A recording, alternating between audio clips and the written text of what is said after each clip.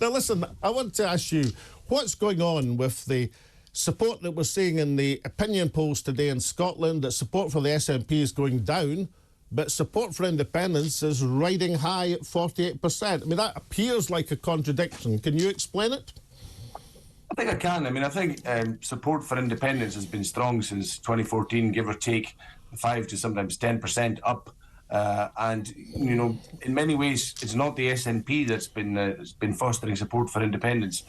Support for independence has been fostering the SNP. And people who want independence have seen the SNP as the best vehicle to achieving this.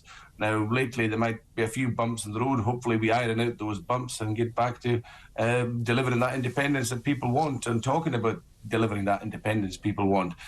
We've gone off on a few sidetracks, but let's get back to the main road and deal with the main issue, because you can't sort out the problem Scotland has until you have independence.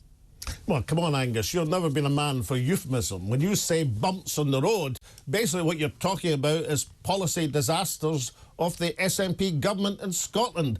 Like these ferries, which are never being built, cost hundreds of millions of pounds, and your own constituents are waiting desperately for a decent ferry service.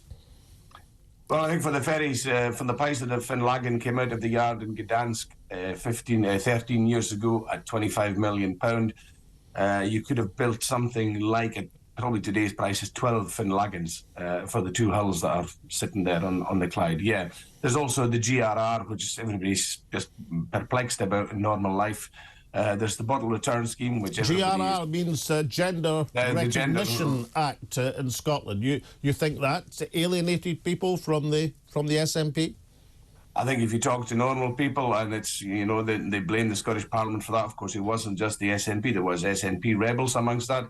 It was Labour that voted for that. There were even some Tories who voted for that. The Liberals voted for that. But it's been tarred and pinned on the governing party, and that's the SNP, and not so much the Greens and all the rest that voted for it. And definitely, when you talk to normal people outside Parliament and outside sort of a rarefied bubble, yeah, they're utterly perplexed at what's going on there, and particularly when the rapist turned up in a women's prison, added to the sort of, you know, what the heck was going on. And of course the governing party carried the can for that.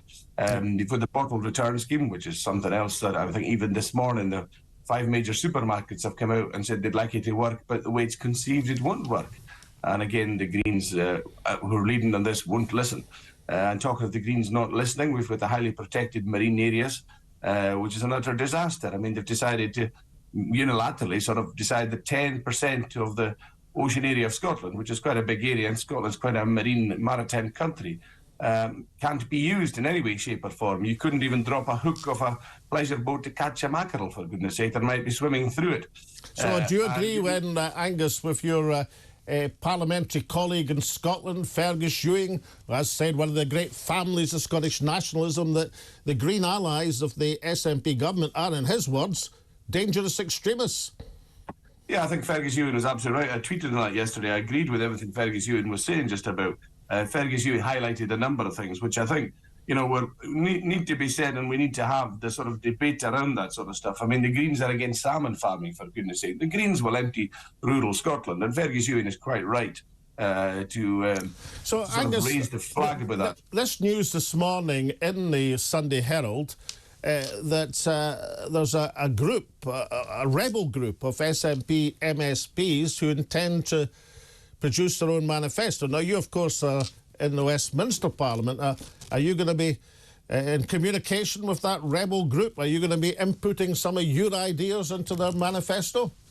Well, I've only done 2 major ideas in the last 4 years as regards independence. I mean, firstly, for 4 years, I was suggesting that we use a Section 30, or ask for a Section 30, which was, they hesitated about in 2018, and then that we'd have a fallback plan when inevitably the UK government would reject a Section 30, and that fallback plan being the use of an election for independence. And had we used the Parliament of 2016 to 2021, and even a mild concentration or a mild emphasis on independence, we could have had the 2021 election as the election for independence. But instead, we went off on a variety of rabbit holes again.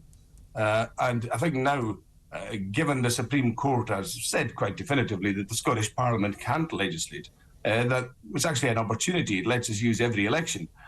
We can have an early Holyrood election as well if we want. So there would be sort of ideas I'd be inputting, that we can do this, and we can call this on a majority of parliamentarians at Holyrood, and we can have an election on our terms for independence.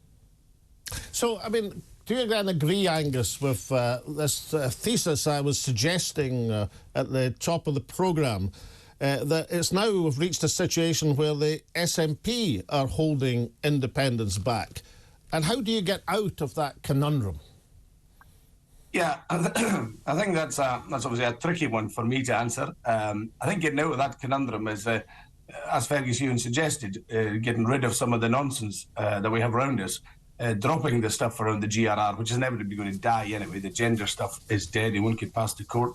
The bottle return scheme, the alcohol advertising stuff, and a number of other silly things, and concentrating on the core stuff, and the core stuff is independence.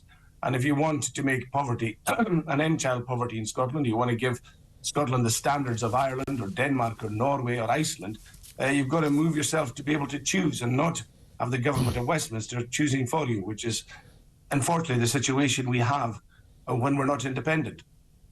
And Angus, I'm interested. I mean, I think I've interrupted your lambing at the present moment, because you are the only working crofter who's a member of Parliament in the House of Commons. Are you a humble crofter like your colleague Ian Blackford? Oh, I don't think I could compete with Ian Blackford at all in the humility stakes. Angus MacNeil, we'll let you get back to your lambing. Thank you very much for now. Thank you.